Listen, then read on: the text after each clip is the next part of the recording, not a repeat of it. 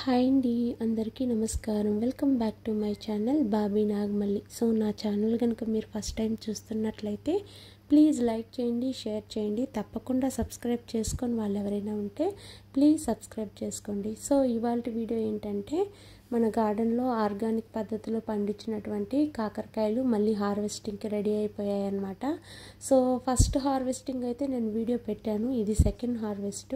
So ఇవి కూడా చాలా అయితే వచ్చాయన్నమాట. సో వాటితో ఒక పచ్చడి, తర్వాత పప్పుల పొడితో ఫ్రై అయితే చేశాను. తర్వాత కొన్ని అయితే డ్రై కూడా చేసాము. సో ఎలా చేసామో ఈ వీడియోలో చూసేద్దాం. కాకరకాయలు మళ్ళీ హార్వెస్టింగ్కి రెడీ అయిపోయి కొన్ని అయితే పండ్లు కూడా అయిపోయాయి అన్నమాట. సో ఇప్పుడు మనం కాకరకాయలు అయితే హార్వెస్ట్ చేసుకుందాం, చాలా ఉన్నాయి. సో ఇక్కడ నుంచి అయితే స్టార్ట్ చేద్దాం. ఫస్ట్ హార్వెస్ట్ చేసినప్పుడు సైజు కాస్త చిన్నగానే ఉన్నాయండి, సరే సైజు కూడా చాలా బాగుందన్నమాట.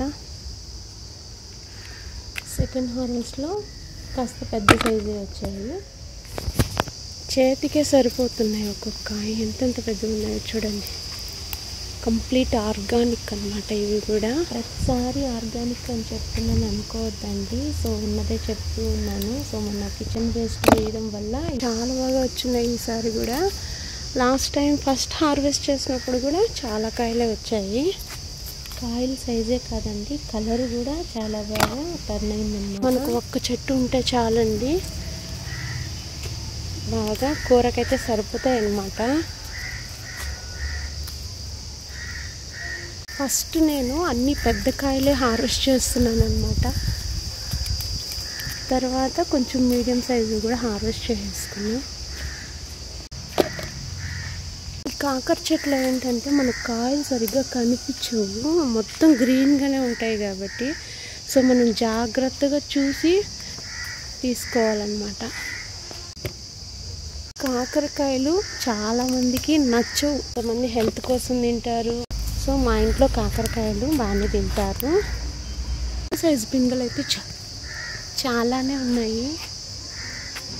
సో తెచ్చిన బుట్ట అయితే నిండిపోయింది. ఇలాంటివన్నీ కూడా తీసేసుకున్నాము. బరువుకి కొమ్మంతా కూడా కిందికి జారిపోతా ఉన్నాయన్నమాట. సో కొన్ని అయితే పండిపోయినాయి.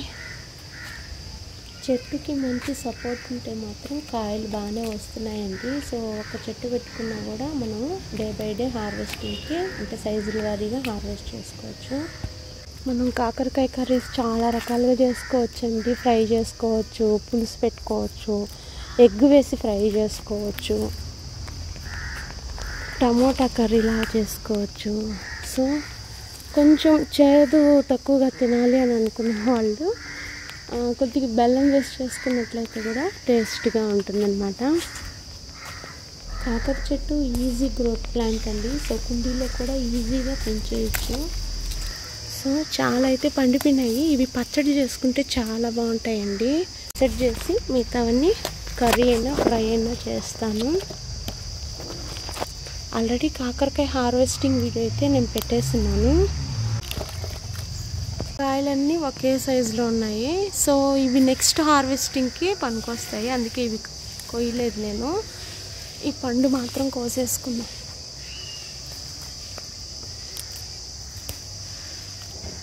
పండ్లన్నీ కూడా హార్వెస్ట్ చేసేసుకున్నాం. అబ్బా, సీడ్స్ చూసారా ఏ కలర్లో ఉన్నాయి. ఇవి ఇక్కడే మళ్ళీ రాలి ఇక్కడే ఇవైతే రెడీ అయిపోతాయి అన్నమాట. ఇది అలాగే వదిలేస్తాను. కలర్ అయితే చాలా బాగుంది.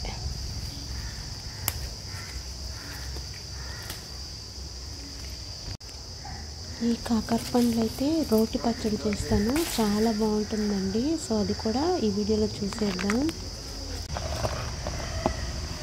కాకరకాయలు అయితే ఫుల్గా హార్వెస్ట్ చేసుకున్నాము. సో కాయలతో ఫ్రై చేసుకుందాం, అలాగే పండులతో పచ్చడి కూడా చేసేసుకుందాం. ముందుగా పండ్లన్నీ కూడా నీట్గా క్లీన్ చేసి లోపల ఉన్న సీడ్స్ అన్నీ తీసి ఇలా కట్ చేసుకోవాలి. ఆయిల్ హీట్ ఎక్కిన తర్వాత ధనియాలు, ఎండుమిర్చి, జీలకర్ర లో ఫ్లేమ్లో పెట్టి ఇలా ఫ్రై చేసి పక్కన తీసుకోవాలండి. తర్వాత ఇంకొద్దిగా ఆయిల్ వేసి తెల్లగడ్డలు, ఎర్రగడ్డలు టమోటాలు కూడా వేసి బాగా ఫ్రై చేసుకోవాలన్నమాట. టమోటాలు మెత్తబడేంత వరకు ఫ్రై చేసిన తర్వాత మనం కట్ చేసి పెట్టుకున్నటువంటి కాకర పండు ముక్కలు కూడా ఇందులో వేసి బాగా ఫ్రై చేసుకోవాలి. సో ఆ కాకర పండు ముక్కలు కూడా బాగా ఫ్రై అయిన తర్వాత మనం కొద్దిగా సాల్ట్ కూడా యాడ్ చేసుకున్నామండి. సో సాల్ట్ వేసిన తర్వాత ఒకసారి బాగా కలుపుకొని ఇందులో కొద్దిగా చింతపండు అయితే యాడ్ చేసుకున్నాము. చింతపండు వద్దనుకున్న వాళ్ళు అవాయిడ్ చేసేయండి, టమోటా పులిపే సరిపోతుంది. సో ఇప్పుడు స్టవ్ ఆఫ్ చేసి కొద్దిగా చల్లారనివ్వాలి. ముందుగా మనం వేయించుకున్నటువంటి ఎండుమిర్చి, ధనియాలు, జీలకర్ర ఒక రోల్లో వేసి ఇలా దంచుకుందామండి. సో ఇలా దంచుకోవడం వల్ల ఎండుమిర్చిలో ఉన్నటువంటి గింజలు కానివ్వండి, ధనియాలు కానివ్వండి, జీలకర్ర మెత్తగా అయిపోతాయి అన్నమాట. అలా కాకుండా మనం ఒకేసారి కూడా ఫ్రై చేసేసుకోవచ్చు అన్నీ కలిపి. కానీ ఇలా ఫ్రై చేసి సపరేట్గా దంచుకున్నట్లయితే సీడ్స్ అన్నీ కూడా మెత్తబడిపోతాయి. మనం రైస్లో కలుపుకున్నప్పుడు కూడా అవి తగలకుండా ఉంటాయన్నమాట. సో ఇప్పుడు మెత్తగా దంచుకున్నాం కదండి, ఇందులో మనం ఏదైతే కాకర పండు ఫ్రై చేసుకున్నామో అది కూడా ఇందులో ఇప్పుడు వేసి బాగా దంచుకుందాము.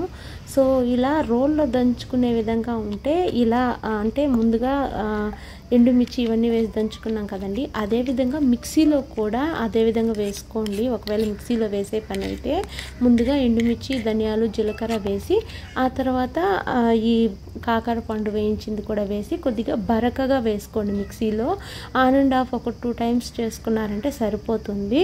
సో ఫైనల్గా ఇక్కడైతే పచ్చడి రోల్లో దంచేసాము. సో రోల్లో దంచుకుంటేనే టేస్ట్ కూడా చాలా బాగుంటుందండి. సో ఇక్కడ పచ్చడి అయితే రెడీ అయిపోయిందనమాట.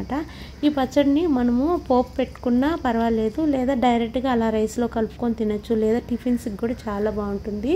నేనైతే ఇక్కడ పోపు పెడుతున్నాను. సో అమ్మమ్మకి పోపు పెట్టి ఇష్టం అనమాట. సో పోపులో వచ్చేసి ఉద్దిపప్పు, ఆవాలు, జీలకర్ర, అదేవిధంగా ఆవాలు, కొద్దిగా కరివేపాకు వేసి పోపు అయితే పెడుతున్నాను అనమాట. సో ఇవంతా పెట్టుకున్న తర్వాత ఒకసారి బాగా మిక్స్ చేసుకుంటే పచ్చడి అయితే రెడీ అయిపోతుంది.